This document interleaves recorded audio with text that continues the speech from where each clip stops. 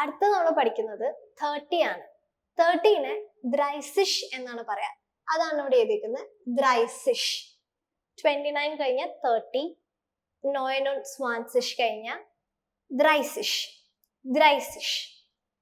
ഈ ദ്രൈസിഷിൽ മാത്രം നമ്മൾ എറ്റ്സെറ്റ് ആണ് ഉപയോഗിക്കുക, ഇസഡ് അല്ല.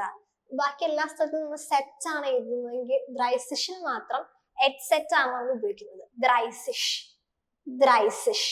30.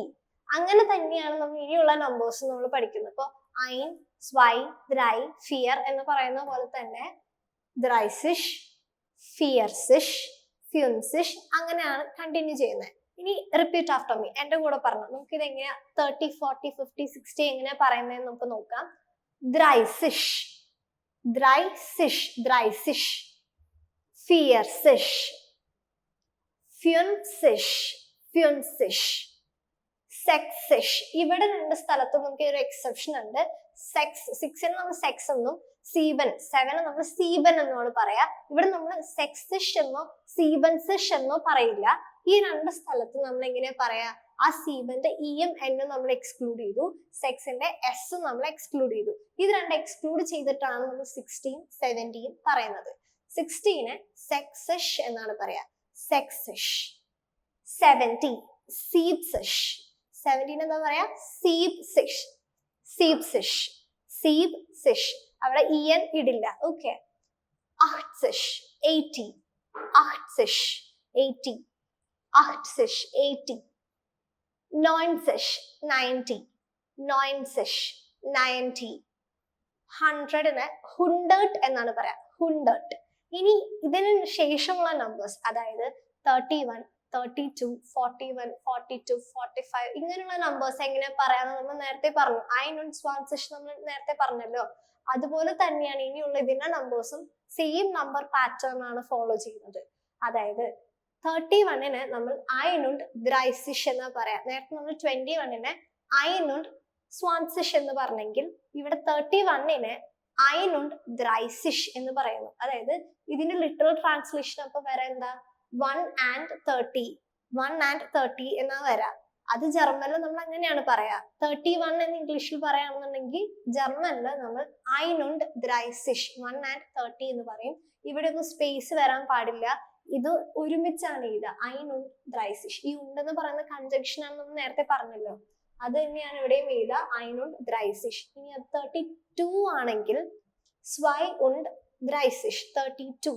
സ്വൈ und 30, 32. ഇനി 41ന് എന്താ പറയാ? ഐൻ und 40, ഐൻ und 40. സ്വൈ und 40 എന്ന് പറഞ്ഞ 42, ഐൻ und 40. ഇനി 43 ആണെങ്കിൽ നമ്മൾ എങ്ങനെ പറയും? ദ്രൈ und 40, ദ്രൈ und 40. ഇനി 44 ആണെങ്കിലോ? Fear und 40, fear und 40. ഇനി 54 ആണെങ്കിലോ? Fear und 50, fear und 50. ഇപ്പൊ 54 എന്നാണെങ്കിലും നമ്മൾ ആ 4 ആണ് ആദ്യം പറയാ, അതിനുശേഷമാണ് നമ്മൾ 50 പറയാ. അപ്പൊ എങ്ങനെ പറയാ? Fear und 50, 54. Fear und 50, fear und 50. 56 ആണെങ്കിലോ? Sex und 50. 57 സീബൻ und 50.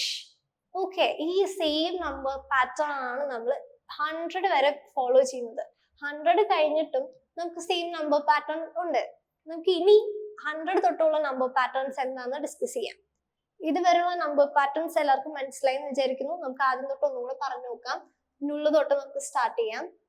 നുൾ, ഐൻസ്, സ്വൈ, ദ്രൈ, ഫിയർ, ഫ്യൂൻഫ്, സെക്സ്, 7, 8, 9, 10, 11, 12, 13, 14, 15, 16, 17, 18, 19, 20.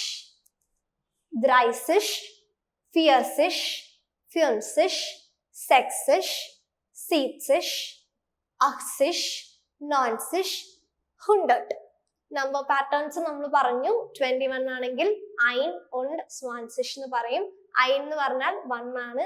und എന്ന് പറയുന്നത് ഒരു കൺജങ്ഷൻ ആണ്. അതിന്റെ മീനിങ് ആൻഡ് എന്നാണ്. 20 20. 2 und 20 22. 3 und 20 23.